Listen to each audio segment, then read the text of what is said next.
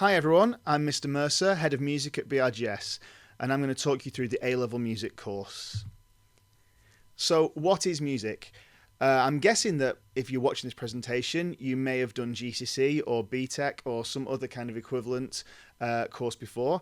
And much like those courses, the A-Level incorporates performing, composing, and listening and appraising.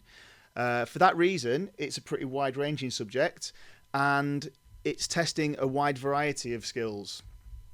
Alongside that, there's lots of opportunities in music to get involved in choirs, ensembles, and other extracurricular groups. So it's really quite a sociable subject as well.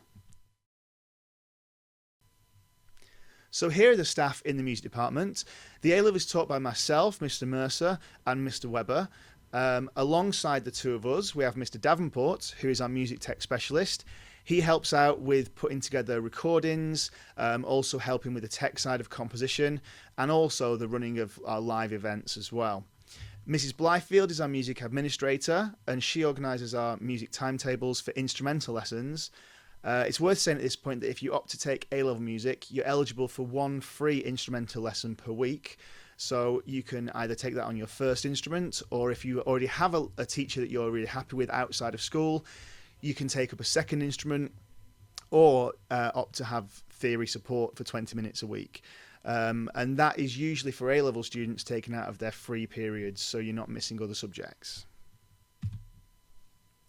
So the course content, as we said before, the music course is divided into three separate parts: performing, composing, and appraising, which is the kind of listening element.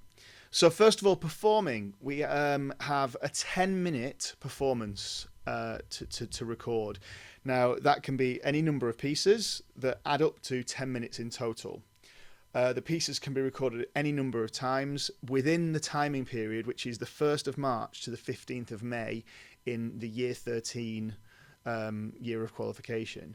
So they don't have to be recorded all together, they can be recorded separately, and that allows us to get the best possible take for you in each of your pieces. This can be instrumental or vocal, and it can be solo and or ensemble, so you can do a combination if you wish. Most people tend to do solo performances though, because they tend to be easier for you to organise, and a lot of that is just doubling up with work that you're doing with your instrumental teacher as it is.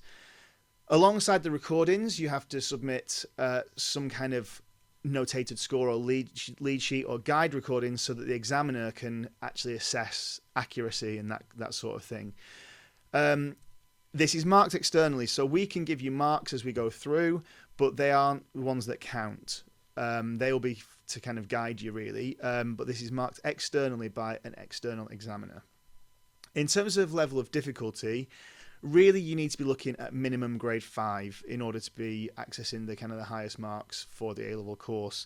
That doesn't mean to say you need to have sat the grade 5 exam, and it doesn't need to be, you know, an ABRSM grade 5. It can be equivalent. You don't have to have done anything, but really it should be equivalent of around about grade 5 level of difficulty at the very least. Ideally, you're looking more like grade 6, 7 in order to be accessing those higher marks. So, composition. This is again externally marked. So you produce your compositions in school and then they're sent off with the recordings alongside a folio of work, including program notes, as well as your score. And they're marked by an external examiner. So the two compositions, you have one to a specific brief, which is set by the exam board. You always have a choice of 7, and there's always at least one Bach style chorale, which you may or may not have heard of before, but basically a Bach chorale is kind of like a harmony exercise. So it's more maybe theoretical than kind of creative. So if you're somebody who prefers that theory side of things rather than composing, that's an option for you. The second composition though is completely free and can be in any style. So again, 4.5 minutes combined, and that's externally marked. The third element is the appraising. Now the appraising is the written exam, and it's in 3 sections. So section A is listening questions based on classical music, music for media, and musical theatre.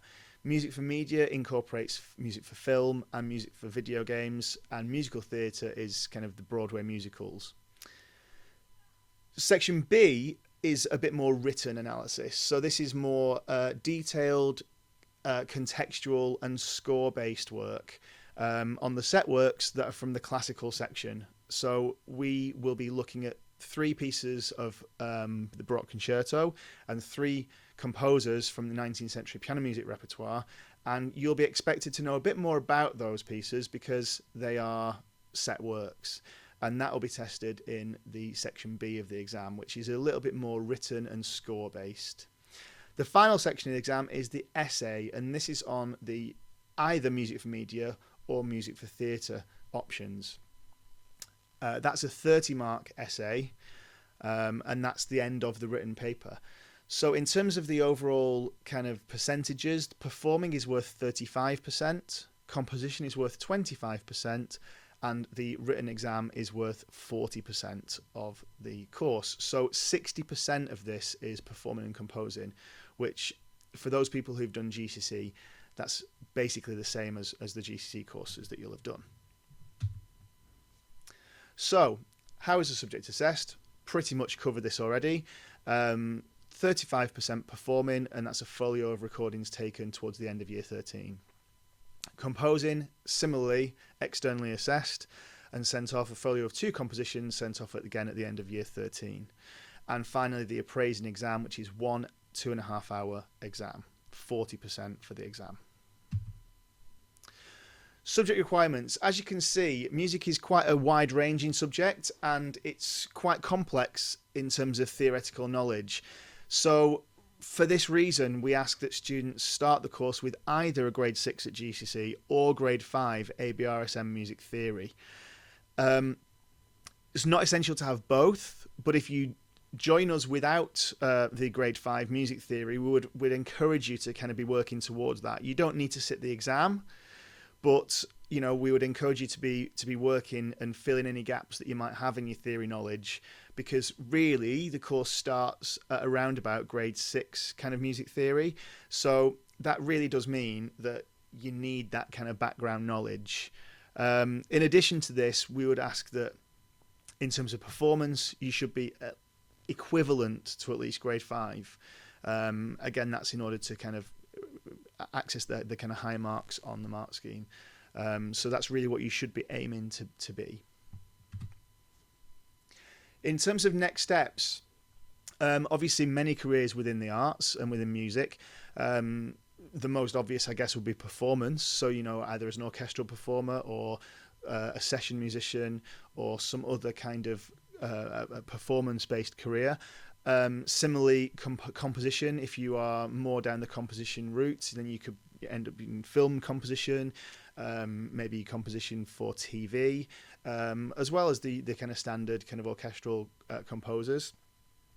Alongside that, there's opportunities generally within the arts for orchestral management, music librarian kind of routes, musicologist, as well as obviously going into kind of teaching, instrumental teaching, and so on. So that is the end of the presentation. So thank you for listening. And if you've got any questions, then do feel free to join the Google Meet for our interactive Q&A session. Thanks very much.